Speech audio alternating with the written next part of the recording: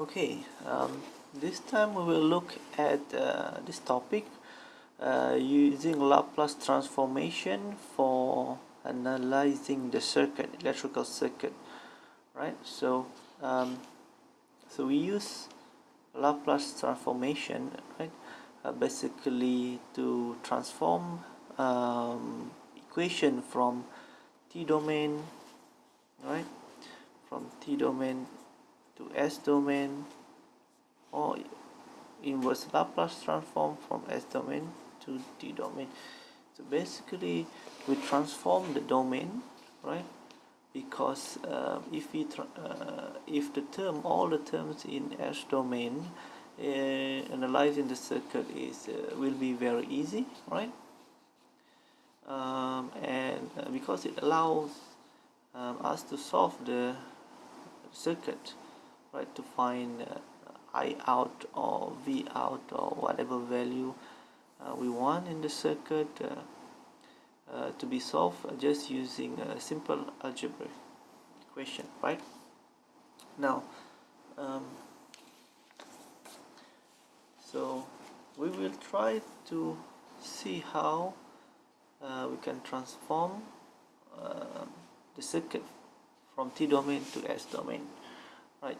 So as you are aware that in electrical circuit we have three components, right? Three main components, which is the R,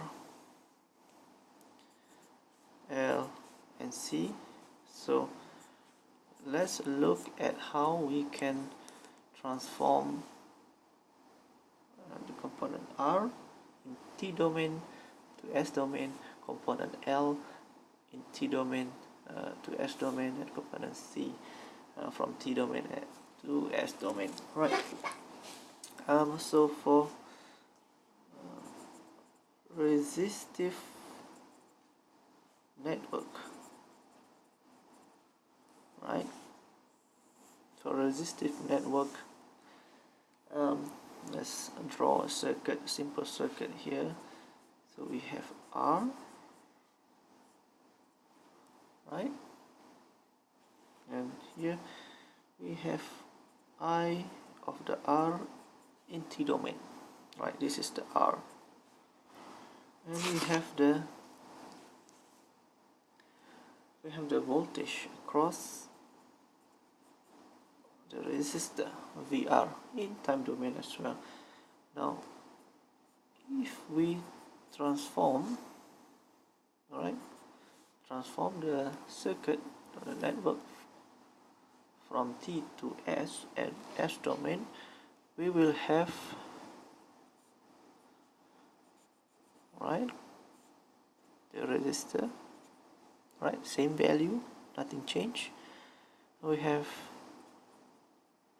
the current running through the resistor. Now to differentiate between T domain and S domain, in S domain we will use capital letter I, in T domain we will use small letter. Same thing for the voltage. So here VR S. In fact, this is actually should be usually we write like this, right? To differentiate between a small letter and capital letter. So this is the circuit transformation from T domain to S domain. That is for resistive network. Let's look at the circuit if we have inductive element, right? Inductive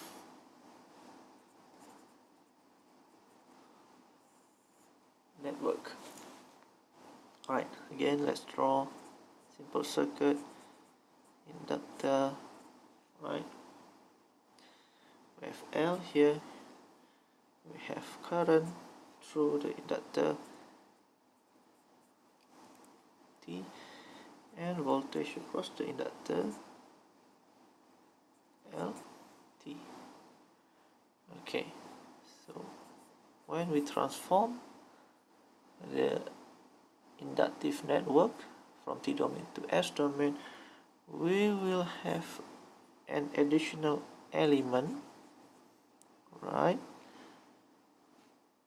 which is actually a voltage source.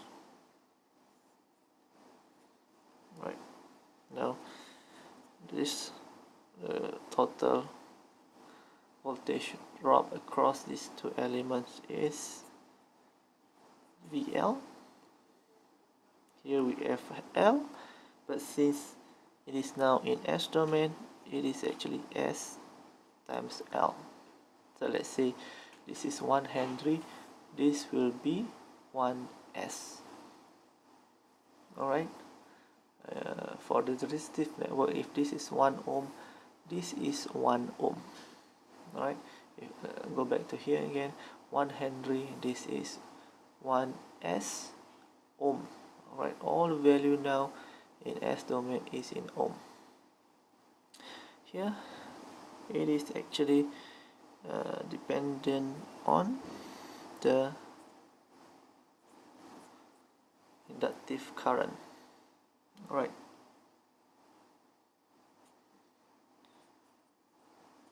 in S domain. So this is actually voltage value, right? L times I, right?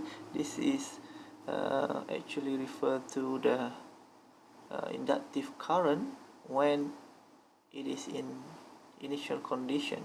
Alright, if the initial condition of the current of the inductor is 0, then this is 0 voltage.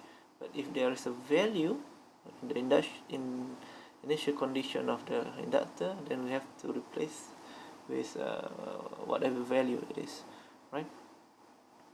So now this is actually due to the induced EMF coming from the inductor. So here, now let's look at the equation. We have T, right, equals to L DIL over dt, isn't it? Now that is for the equation of the voltage. ILT is 1 over L, so that's a inductor current, integration from negative infinity to T VL T dt, right? Now if the circuit if the equation transform into S domain, we will have VLS simply SL ILS minus L IL. That's what it means by a simple algebraic equation, right? Now we have transformed into from here to here, simple algebraic equation, right? Let's look at IL.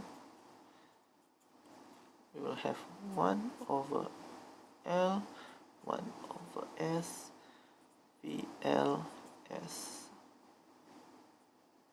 plus IL. That's it. That is for the inductive network. Alright, next is the capacitive network.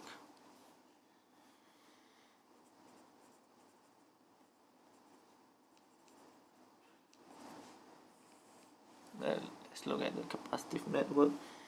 Again, we have capacitor here. This is C. We have IC. We have PC. Transform the circuit into S domain. We have C, and we have voltage source. Now this C is now 1 over SC, right? This is ICS, and here we have VCS, right? And this is actually VC, the initial condition of the capacitor, right? So let's look at the equation. Now for the in capacitor current IC. We have C, dV, dt, right? That's quite common to see. And for the voltage across the capacitor in T domain, 1 over C integration infinity, negative infinity, so that's the initial condition, dt. Right, now these two equations in S domain will look like this: Cs VCS minus C VC. So that's the inductor capacitor current in S domain, C S I C S plus VC over S. So that's the equation of the capacitor current and voltage in S domain.